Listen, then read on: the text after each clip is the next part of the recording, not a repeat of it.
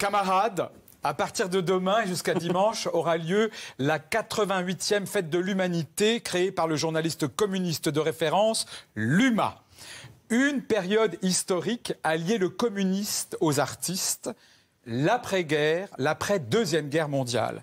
Jamais autant d'artistes ne se sont engagés à gauche toute et jamais le Parti communiste n'a eu autant de membres, à l'époque près d'1 million.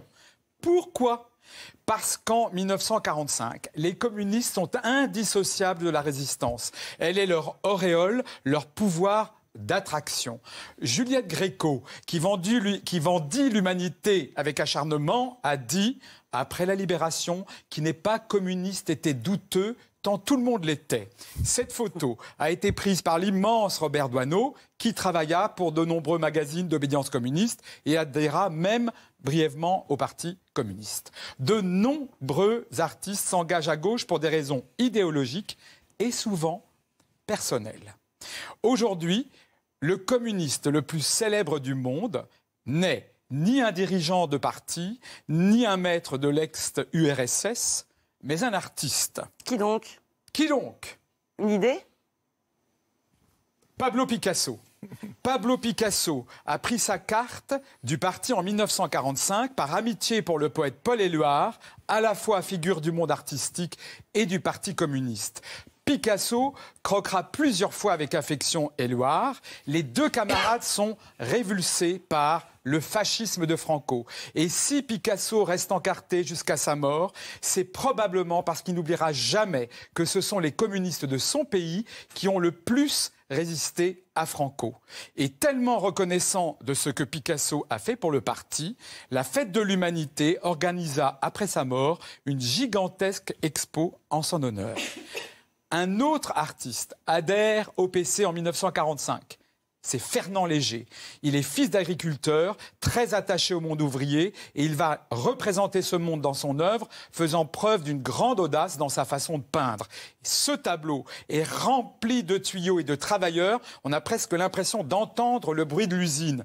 Et son style n'est pas vraiment réaliste, exactement à l'opposé du style d'André Fougeron, membre du parti lui aussi, qui représente le monde ouvrier, mais de manière, lui, vraiment très hyper réaliste. Ici, vous voyez, les mineurs pleurent, un des leurs. Fougeron travaille, il peint là. Si vous regardez le travailleur qui est décédé, c'est très façon martyr Jésus descendu de la croix. Il est très ailé, Fougeron, très impliqué par la cause du monde ouvrier. D'ailleurs, il deviendra presque le peintre officiel du parti. Hein. Ça, c'est pour les peintres. Mais des acteurs. Les acteurs aussi s'engageront après la guerre, à gauche toute, Signoret, Montand, fils de communiste immigré italien, et un autre, idole absolue de l'époque, c'est Gérard Philipe. Et si Gérard Philipe s'engage bruyamment à gauche, est-ce que c'est pas pour étouffer, pour faire oublier que son père fut un collabo condamné à mort? Vous connaissez aussi Jean Ferrat, figure du camarade inconditionnel qui le restera jusqu'au bout malgré les dérives des pays communistes. Eh bien, pourquoi? Peut-être aussi parce que pendant la Deuxième Guerre mondiale, son père juif est déporté à Auschwitz et fera que Ferrat sera, jusqu'à la fin de ses jours, admiratif et reconnaissant des communistes qui l'ont abrité, hébergé et caché. Voilà. Après, ça va se gâcher. Beaucoup d'artistes divorceront du communisme quand ils découvriront les dérives des régimes communistes, parce que régime communiste et liberté, ça fait pas toujours bon ménage. En chinois, Qing Fu Di Yuning. Parce qu'on va arriver en Avec Chine. l'accent? En Chine, on peut mourir, peut-être même encore aujourd'hui, de ne pas avoir les idées qu'il faut. Yu Minjung vit en Chine. Ce peintre, par son humour, se moque du régime. Ici, les futurs exécutés semblent dire même pas peur. Le tableau est un détournement assumé du célèbre tableau de Goya, qui lui aussi montre des hommes assassinés pour leurs idées. Voilà.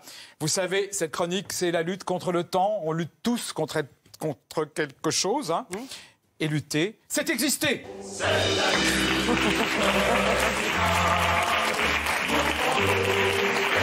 Un conseil, merci beaucoup Daniel.